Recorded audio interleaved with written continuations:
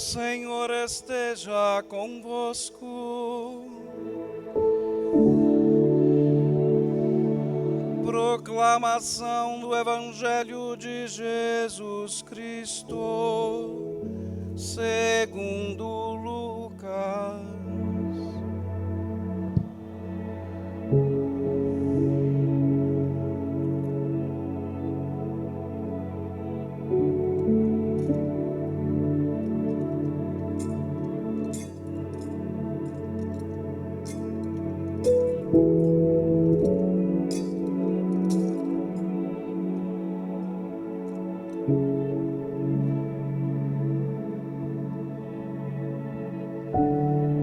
Naquele tempo, os pastores foram às pressas a Belém e encontraram Maria e José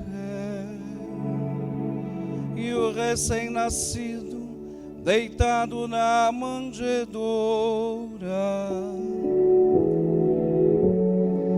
Tendo visto, contaram o que lhes fora dito sobre o menino. E todos os que ouviram os pastores ficaram maravilhados com aquilo que contavam. Quanto a Maria, guardava todos esses fatos e meditava sobre eles em seu coração. Os pastores voltaram, glorificando e louvando a Deus por tudo que tinham visto e ouvido, conforme lhes tinha sido dito. Quando se completaram os 8 dias para a circuncisão do menino, deram o nome de Jesus, como fora chamado pelo anjo antes de ser concebido.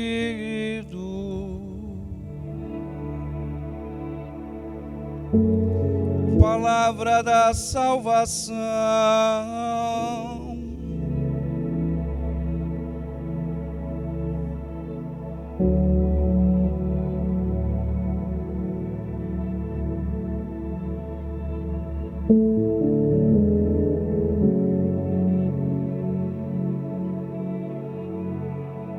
Caro diácono Lamir, queridas irmãs carmelitas, seminarista João Manuel, amado povo de Deus, hoje estamos encerrando o dia de Natal. Para nós dura 8 dias. Então hoje nós temos a graça de estar celebrando o encerramento do dia de Natal com esta grande solenidade de Santa Maria, Mãe de Deus. É claro que o tempo do Natal ainda se estende, o tempo litúrgico, mas o dia do Natal nós estamos encerrando. Não poderíamos hoje nos despedir do dia de Natal de maneira mais especial, mais ímpar, se não fosse por meio daquela que trouxe o Natal para nós, em seu ventre, com o seu sim. Maria, na verdade, nos revela, com a liturgia desse seu dogma, algo que nós temos no mais profundo do nosso ser, uma necessidade que nós temos e buscamos. Às vezes não sabemos que buscamos, porque nem sempre estamos acertando na vida. Tem dias que nós estamos buscando o bem, fazemos o mal. Tem dias que queremos acertar nas palavras e erramos. Tem dias que nós queremos nos livrar de sentimentos que não valem a pena e acabamos conservando esses corações. E esses somos nós, os seres humanos afetados pelo pecado original, que carregam após o batismo a concupiscência que ficou. Pois bem, a primeira leitura de hoje nos revela isso, essa necessidade profunda, porque o povo, naquela ocasião, a Moisés, havia pedido algo muito especial a Moisés.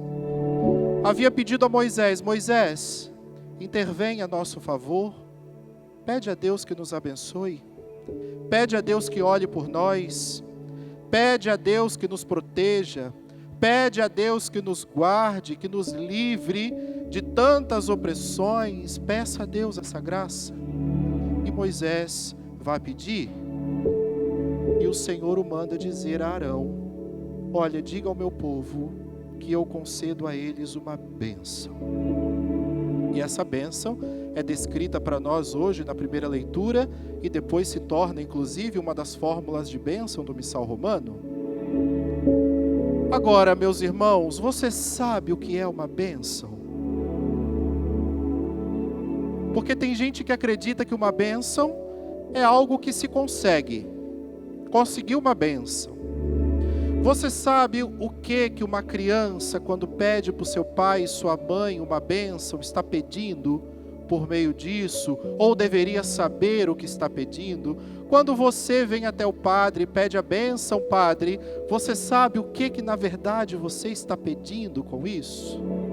É preciso que nós saibamos, embora na cultura que vivemos, hoje muitas crianças não sejam educadas a pedir a bênção dos pais, dos avós e tudo mais, mas nós sabemos que isso é uma tradição antiga. O que é a bênção? Vamos começar pela cultura judaica, pelo universo judaico, para que a gente possa chegar até nós, universo cristão, já que nós bebemos dessa herança judaica também na nossa fé. Por costume, cultura e religião, o judeu, quando reza, ele não reza pedindo a bênção para nada. O judeu olha para todas as coisas criadas. E quando profere as suas orações, profere orações que reconhecem que se as coisas foram criadas por Deus, que é perfeito, que é a bênção por excelência, não tem como as coisas que Ele criou não serem abençoadas. Então a oração do mundo judaico é uma oração de reconhecimento. Se dirige a Deus nesse sentido, dizendo: Deus Pai, eu reconheço na comida que eu como as suas mãos, eu reconheço na minha vida as suas mãos, eu reconheço na natureza que eu vejo, contemplo as suas mãos, porque eu sei que o Senhor, meu Criador, está por trás de todas essas coisas.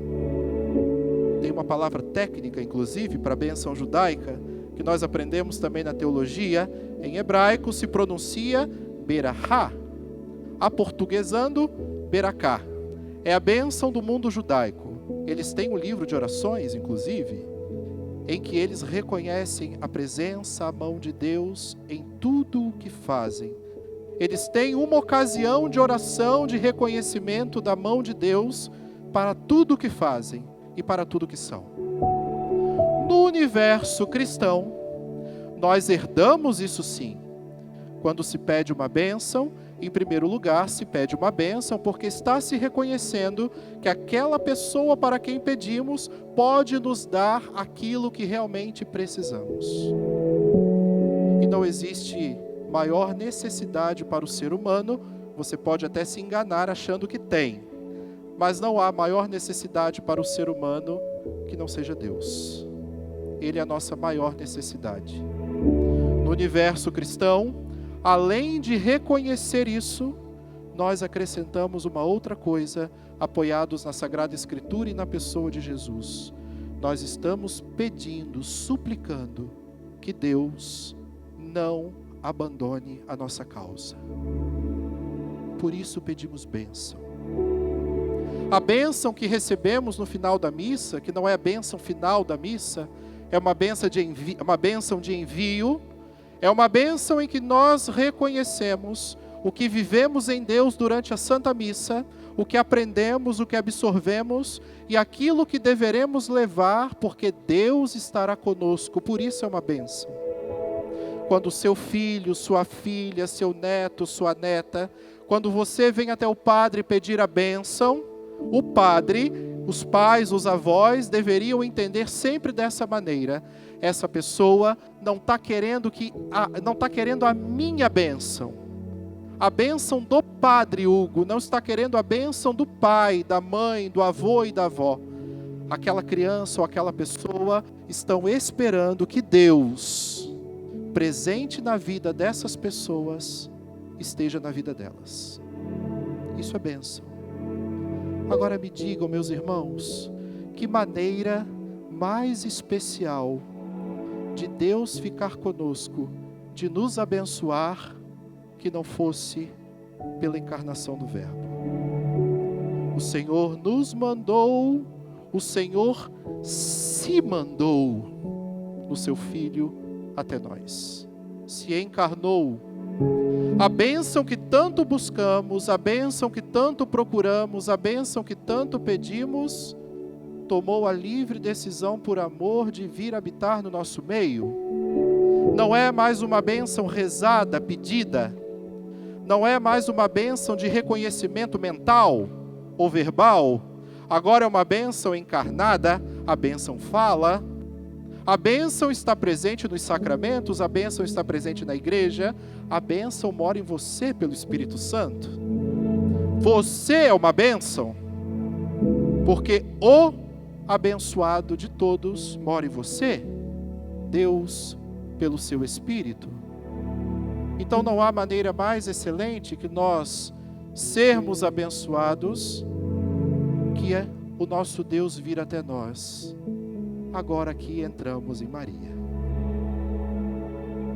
Se Jesus é a grande bênção de Deus para nós, é o Deus que nos abençoa pela sua presença física, pisando no nosso meio, é claro que Maria se torna o canal mais especial para que a bênção chegasse até nós.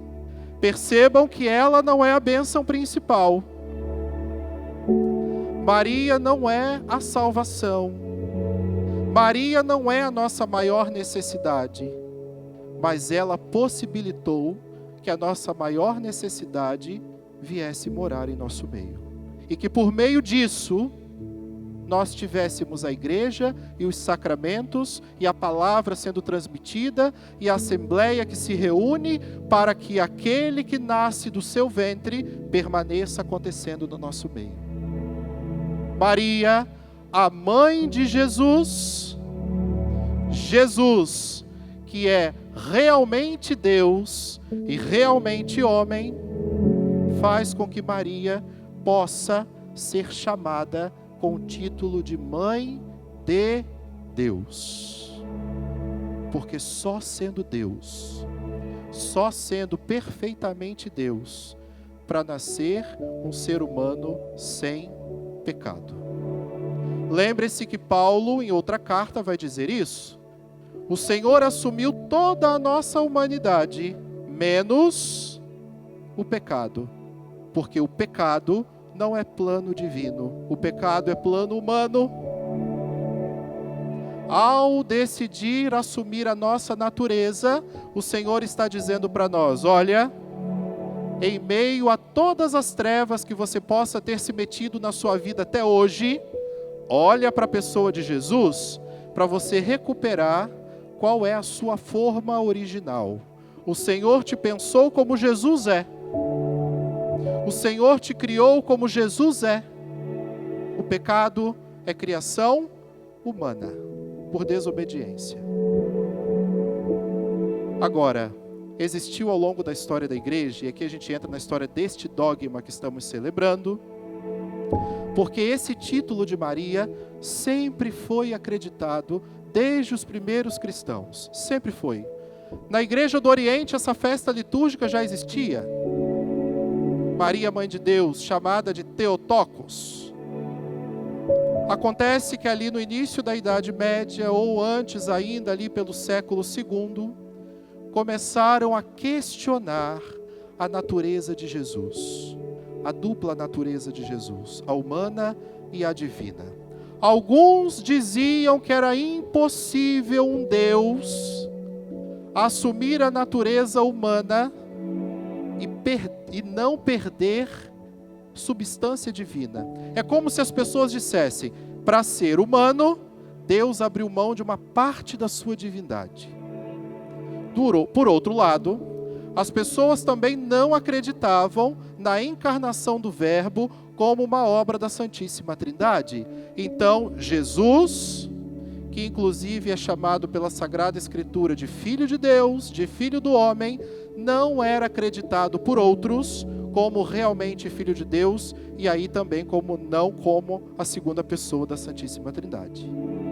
Agora, meus irmãos, me digam, como seria possível Jesus, não sendo Deus, também morrer e ressuscitar após 3 dias? Como seria possível um homem, não sendo Deus, completar a obra de redenção? Como seria possível? E aí, é claro que isso rendeu para a igreja pelo menos 4 concílios. E aí, quando chegou em Éfeso, lá na cidade de Éfeso, no século V, no ano de 430, a igreja bateu o martelo dizendo: aqui acabamos com toda a discussão. Porque se negamos a maternidade divina de Maria, também temos que negar a divindade de Jesus. Se negamos a divindade de Jesus, negamos que a revelação pela Sagrada Escritura é uma revelação que aponte para Jesus como Filho de Deus. E se negamos isso, não há salvação, não há redenção, não há igreja, não há sacramentos.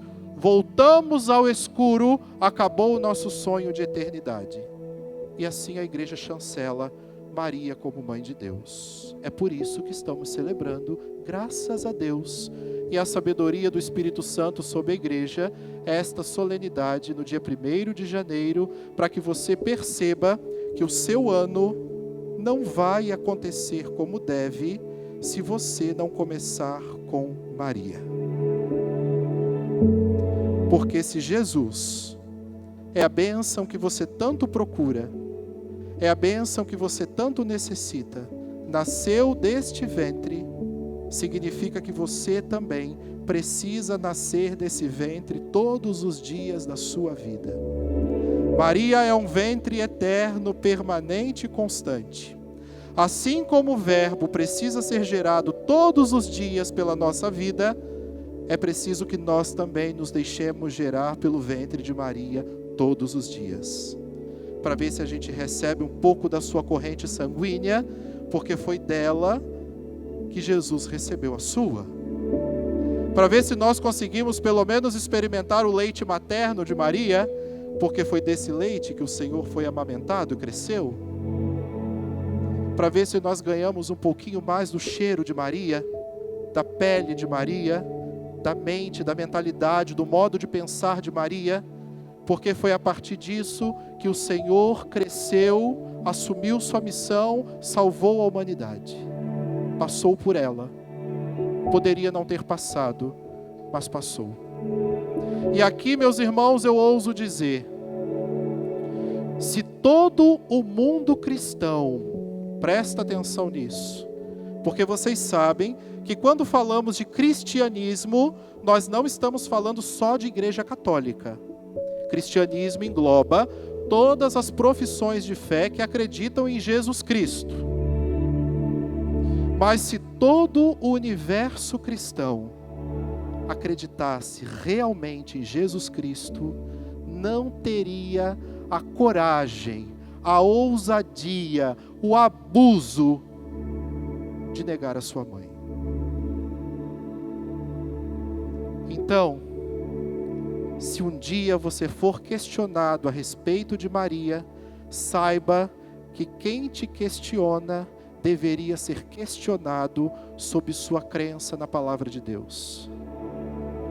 Porque quem acredita em Jesus não nega sua mãe, meu irmão, minha irmã. Estão vivendo um cristianismo fajuto se Nossa Senhora não está incluída nas pregações, nas celebrações que fazem, nas reuniões que realizam. Se Maria é tirada disso, o cristianismo desses lugares é questionável. Desde a sua essência até aquilo que realizam. É questionável.